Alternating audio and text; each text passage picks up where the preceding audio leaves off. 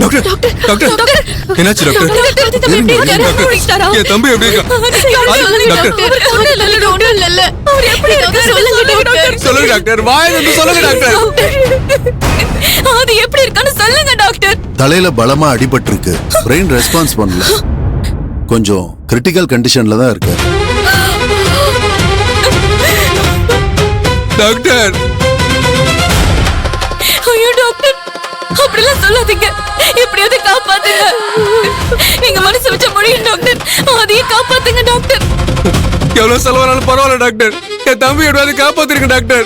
ஒரு டாக்டரா என்னால என்ன முயற்சி எடுக்க முடியுமோ அதை பண்ணிக்கிட்டு தான் இருக்கேன். இருந்தாலும் உள்ள நிலைமையை நான் சொல்லிட்டேன். இது சூசைட் அட்டெம்ப்டா இருந்தா போலீஸ்க்கு இன்ஃபார்ம் பண்ணணும். பண்ணிட்டீங்களா? இல்ல டாக்டர், இது சூசைட் அட்டெம்ப்ட் இல்ல. அவர் தவறி விழுந்துட்டாரு டாக்டர். எப்படி இருந்தாலும் போலீஸ் வருவாங்க.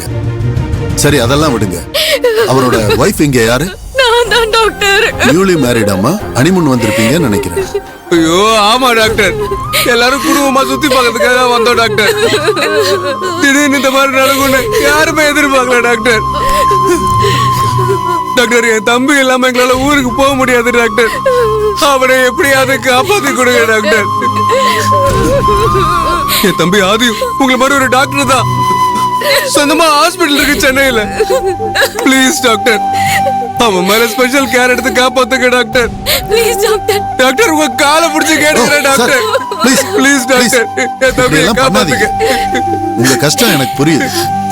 கண்டிப்பா எங்களால முடிஞ்ச எல்லாத்தையும் நாங்க பண்ணுவோம். ஸ்கேன் எடுக்க வேண்டியது. ஸ்கேன் ரிசல்ட் வந்ததுக்கு அப்புறம் தான் கிளியரா எதுவா இருந்தாலும் சொல்ல முடியும். இந்த மாதிரி நேரத்துல கடவுளை வேண்டிக்கிறத தவிர வேற வழி இல்லை. ப்ளீஸ் காப்பாத்துங்க. என்னங்க இப்படி சொல்லிட்டு போறாரு? என்னடி இப்படி சொல்றாங்க? எனக்கு ரொம்ப பயமா இருக்குடி.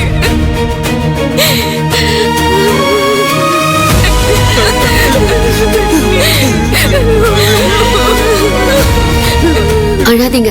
அதான் டாக்டர் ஸ்கேன் எடுத்து பார்த்துட்டு சொல்றேன்னு சொல்லிருக்காருல, கொஞ்சம் பொறுமையா இருங்க. மதி, கடவுள் மேல பாரத்தை போட்டுட்டு நம்பிக்கையோட இருங்க. கடவுள் நம்மளை கைவிட மாட்டார்.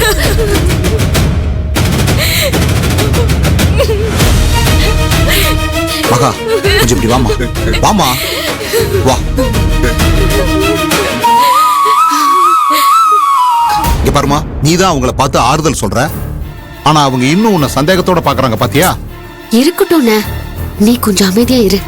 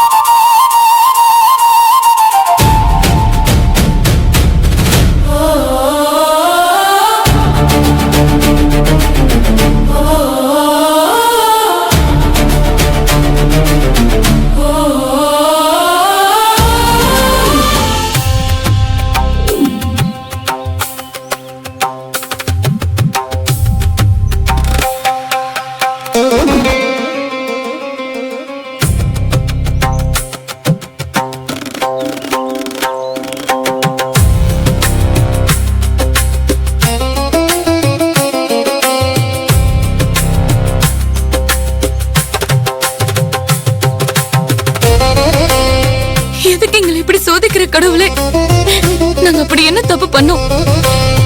என் ஃப்ரெண்ட்ஸ் 2 பேருமே நல்லா இருக்கணும்ன்றதுக்காக என் வாழ்க்கையவே மதிக்க விட்டு கொடுத்தேன். அது நான் பண்ண தப்பா?